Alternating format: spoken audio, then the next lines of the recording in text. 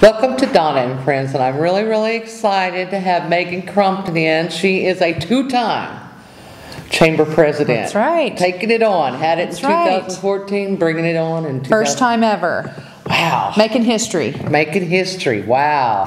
So how does a person go from being president 2014 to, should I say, having to do it in 2015? Yeah, you can. Oh, would that be a fair description? That would be fair. But let me say this, though. What a trooper. Thanks, I appreciate that. What a trooper you are, because there's not a lot of people that would take that responsibility on for 2 years in a row. So there's not. Appreciate that. Yeah. And I have gotten a lot of thank you very much. Right. And I have gotten a lot of, are you crazy? Right, because we all know, that's got to be quite an undertaking to be chamber president for a year, but then to do it 2 times in a row, wow. It is, but I really think it takes you a year to figure out how the workings of the chamber go, and I think the second year, I'll get more accomplished. I know how it works. Made good connections. Yeah. Started some things that we can get finished now. And to know the train of the events that are going to take place. Right. To a degree, that's got to be helpful. I have to kind of agree with you on that. A lot of times in these organizations, you may be elected to an office for a year, and by the time you go through the full year and someone else is coming in, you've just learned the full year of what your office meant. Right. It's kind of like when you have little ones who are their first year in T-ball, right, and they don't really learn the game until the last game. So right. Now they know how to play. I know, and then it's over. Right. Season's over. Right. Well, let's talk about things in 2014. Let's talk about things that you were proud that were accomplished, and things maybe that are unfinished business. First, I'll start with accomplishments. We were able to obtain the depot from Doug Carson. He donated the depot. Yeah. Huge deal. There has been for 20 years talk of a pipeline interpretive center. They called it a museum. We wanted to get hip with the times, and it is, but we don't want the museum vibe. We want it to be interactive, so we want to give it a name that is fitting to that concept. We were able to accomplish 2 feasibility studies, which is a huge deal. I think in the past, the idea had been tossed around, people were gung-ho about it, but then they never knew where to go. And that really was our first steps to, number one, to figure out if we build it, will they come? Right. And then number 2, if we build it, can we fund it? Can we keep it going? Funding. It always comes down to that money. Doesn't it? Yeah. Makes the world go round, I suppose. But it's a necessary factor to even determine if you need to go any further. That's right. And our feeling now, we still have to meet, the task force needs to meet once again to decide if we need to move forward. But in the second findings report, it is pretty favorable. We have found that we have a lot of local donors. She didn't even really go outside of the box to the big pipeline companies, but I think we have a lot of local support. Wow. And we would be speaking of Marlene Dial. Yes.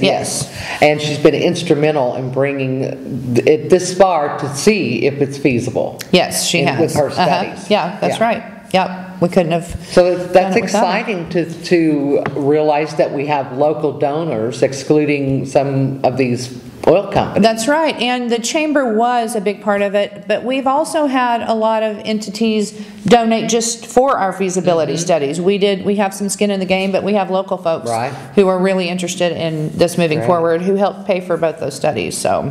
Well, I know that the topic forever and a day has been, what about our depot at the end of Broadway just going to waste? Right. And now it looks like it's going to have a purpose. I think it will. I think it will. It's not written in stone, but I think it will. Right. And the depot is in really good shape. It's, we've had some architects go through, and it's in real good shape. I don't think it's going to take as much as we thought. And we have had a few local folks too.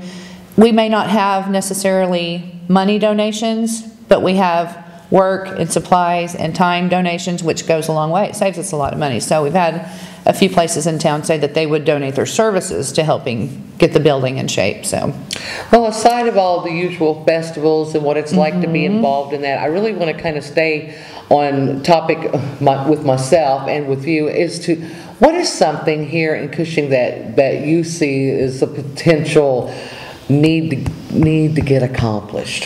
Housing. Need to do it. Housing. Everybody knows that. I hear that a lot too, and Megan. it came up in our feasibility studies. When Marlene went out to do interviews, a lot of people were saying that's what we really need to focus on, and that's been a big concern with theirs. A lot of businesses are hiring, and we lose those folks to other towns. Right. We just don't have adequate housing. There have been some local companies who have started some new construction, right? But they're kind of one at a time and wait till that gets sold and then sure, start again. Because we're talking about smaller companies. I mean, they can't afford to go in and put in a whole addition. Right. You know, and the ones who can usually have to come from the bigger cities, and with longer times on the market here, and the cost of building. And don't get me wrong, we move them. If they're there, we move them, but they might not sell in a week. You know, and with those slower times on the market and lower comps, that's been our biggest issue.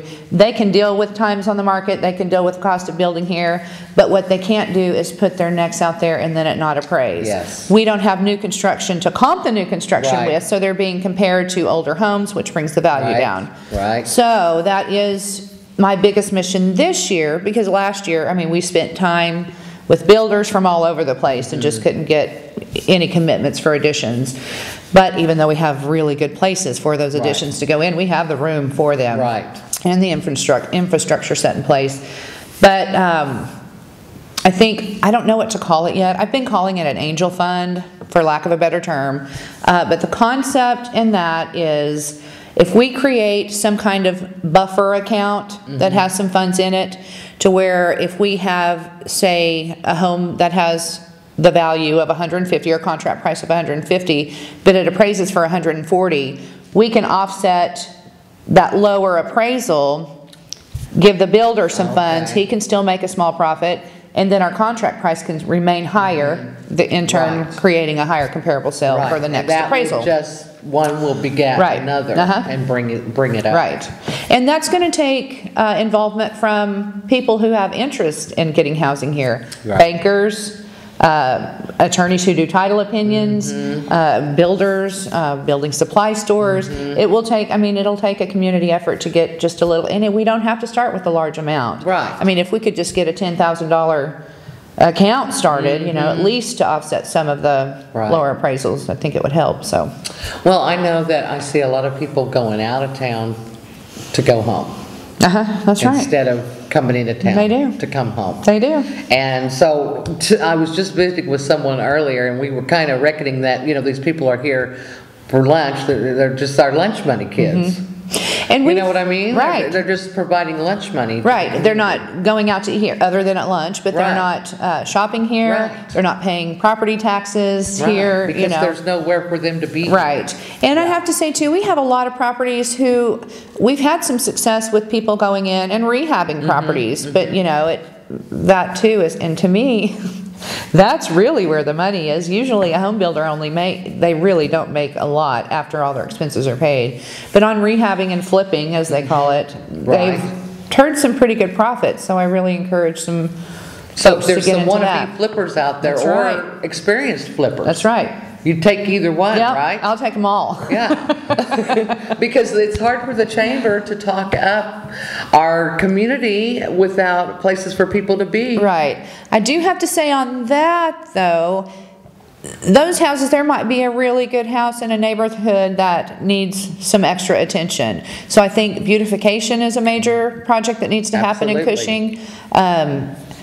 Code enforcement, I know it's getting better on the code enforcement side, but I'm thinking that if we had some better infilled lots for these builders to build on, which would require tearing down some of these condemned houses, I think, you know, you can take your neighborhood that needs a lot of work, get it cleaned up, and you can have a good place to build new construction. We don't have a lot of infilled lots right now, so. Well, I'm going to have to say I'm with you on this, that housing is the #1 issue in Cushing, and it's great to see the chamber recognize that and to think about some ways to be instrumental in helping and to get the housing in.